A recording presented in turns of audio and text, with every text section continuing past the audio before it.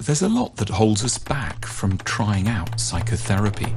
There's the idea that you have to be a little mad or harbour some huge and strange problem to go and see a therapist.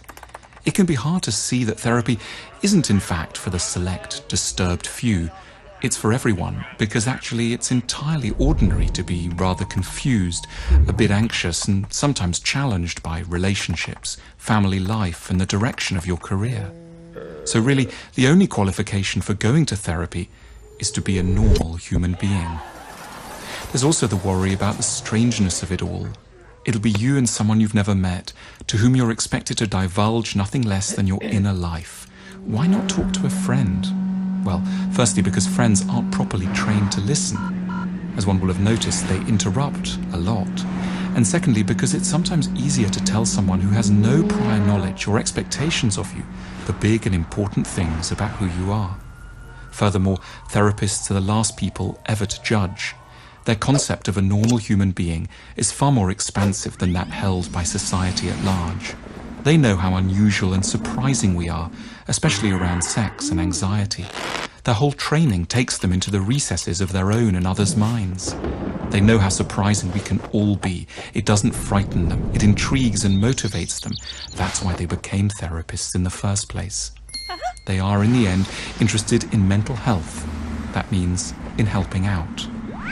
Then there's the cost. Isn't it all a fortune? It might be the price of going out for dinner with friends, which is both a lot and not so much. It really just depends on the value you place on it. This is the crux of it. Therapy is valuable because so many of our problems come down to not having enough insight into how our minds work, what we want, what we fear, why we act the way we do and are overwhelmed by certain feelings. The goal of therapy is self-knowledge. By talking a lot to someone who listens very carefully over many weeks, you come to deeper insights into the mind you inhabit. Patterns start to emerge, a particular way of approaching relationships or dealing with defeat, a recurrent, not very helpful approach to jealousy, an ongoing thing with your sister or father. This is the stuff of therapy. Knowing how to live isn't an instinct. We're not born with it. It's a skill. And one of the places you learn it is in the outwardly slightly unusual, but in fact deeply normal and productive setting of a therapist's office. It isn't a sign of disturbance to go to therapy. It's the first sign of sanity and of a proper, grown-up commitment to mental health.